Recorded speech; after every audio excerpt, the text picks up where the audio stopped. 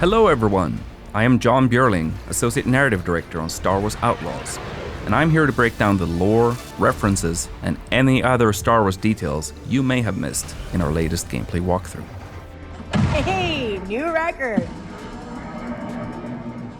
Kay is a fan of arcade games and has been playing this Raven 6 space shooter for years. You can find it and other games scattered throughout the galaxy. Kay grew up around cantinas and learned from an early age that they're both places to lie low and to find new opportunities.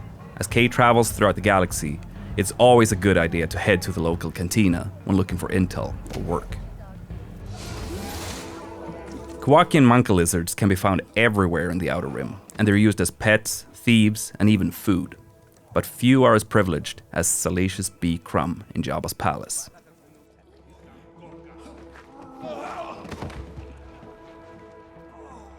Many merchants will use protocol droids to handle customers from every corner of the galaxy who don't speak Basic or Huttese.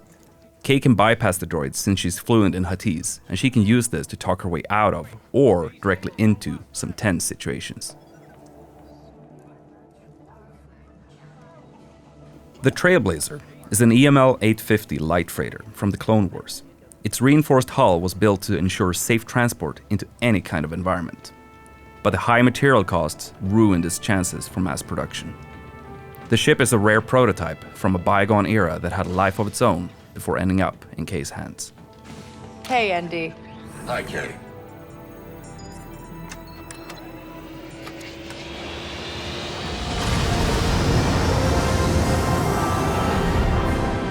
Akiva space.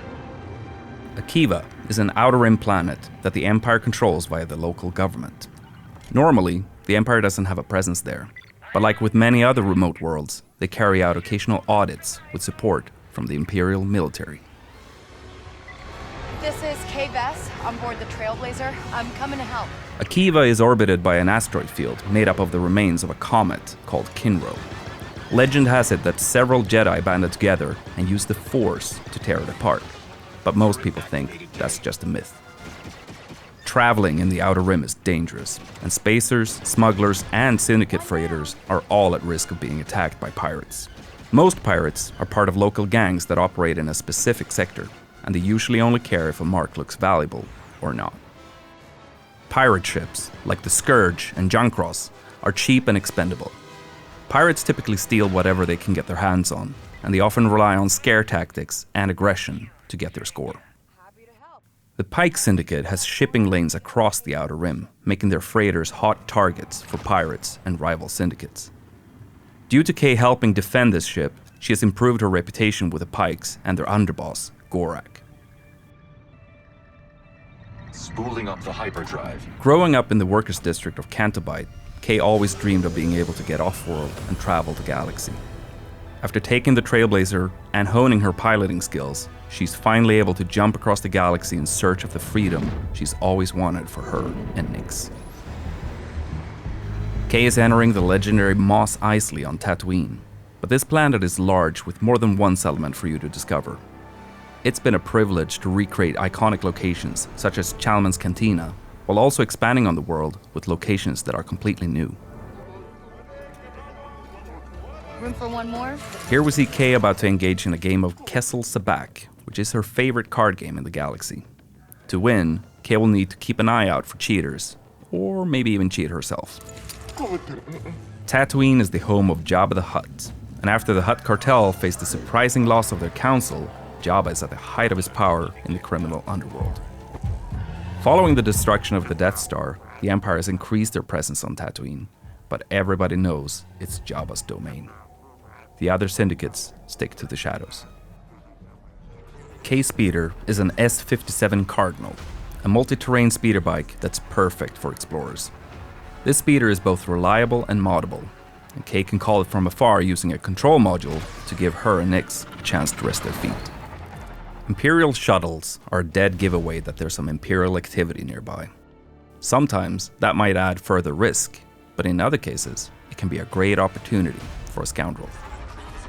Some Jawas on Tatooine travel around in sandcrawlers, offering trade deals for whoever happens to be nearby. The sandcrawlers were originally built for mining operations, but were co-opted by the Jawas as a way to hold and transport salvage. These flyhorn lizards can be found all around Tatooine's deserts. The lizards use their tails and horns to catch condensation and smaller insects while keeping cool by hiding in the sand. Some moisture farmers use the lizards as an indication of their yield.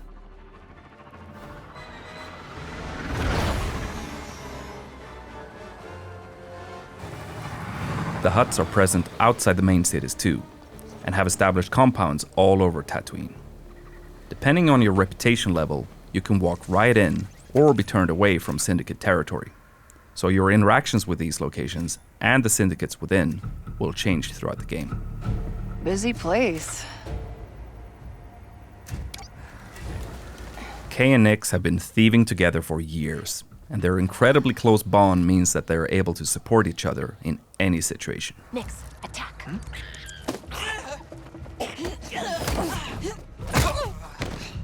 Good job, buddy.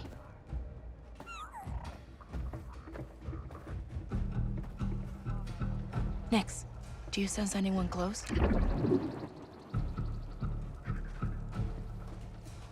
Sutta.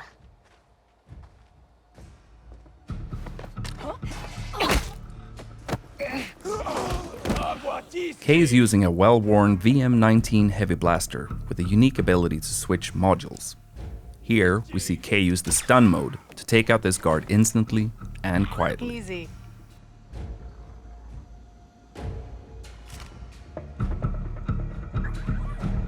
Alright, let's see what we have here. This is Kay's data spike, which she can use for picking locks. When not in use, she conceals it by wearing it as a hairpin. Wait, Quint? That sheriff from Wayfar used to work for the Hutts? I should talk to her. Oh, come on!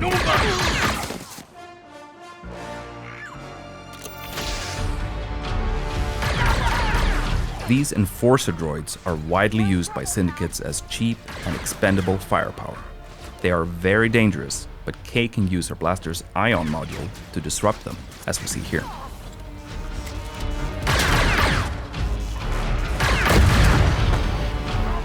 You may recognize these as Massives, a native Tatooine predator with thick armored hides, sharp spines, and a dangerous bite.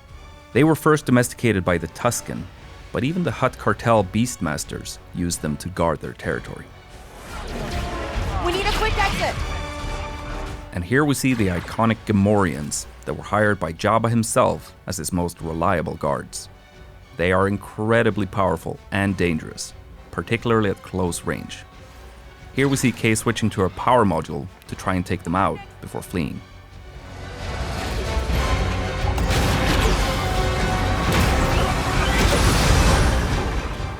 Tatooine will feature its iconic twin suns, and you'll be able to witness some beautiful sunrises and sunsets on your journey across the desert planet. Here we are.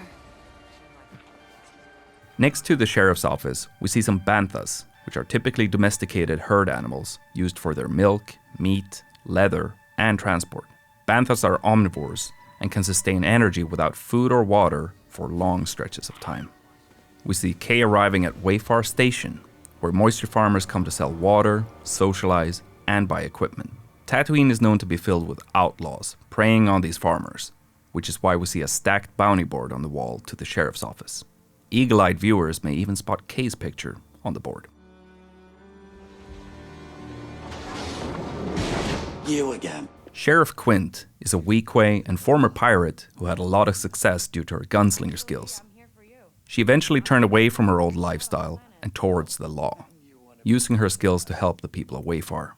Quint is one of the experts in our game, so Kay can agree to help her out, and in exchange, Quint will help Kay develop her skills with the blaster. You want to die first? Fine by me. This is another look at Toshara, the new Savannah moon created in collaboration between Massive Entertainment and Lucasfilm Games.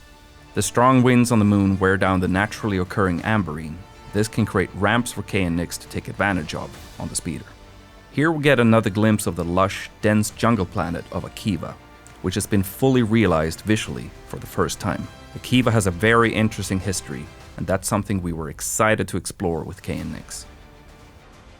Kay grew up brawling in cantinas and sneaking around as a thief, so she can hold her own in combat. We even see her take down a death trooper with an electroshock prod. And here, we see a range of alien species being brought together by Sabacc. This includes a Galushian, a Zabrak, and Trandoshan. You'll encounter a range of different species scattered across the Outer Rim.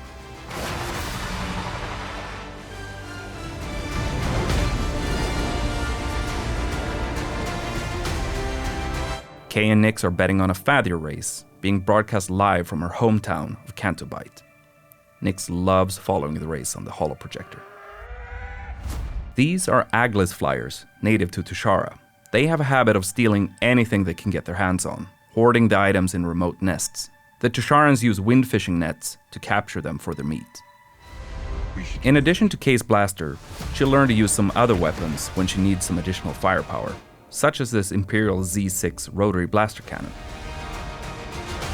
And finally, here we see a Rancor, a reptilian species that originally hailed from the planet Dathomir. As fans will know, Rancors are extremely dangerous, so they present quite a threat to someone like Kay. And that's some of the things that you may have missed in our latest gameplay walkthrough. The team is hard at work crafting this galactic scoundrel adventure, and we're excited for players to experience the Outer Rim as Kay and her companion Nix on August 30th. If you're willing to take the risk, the galaxy is full of opportunity.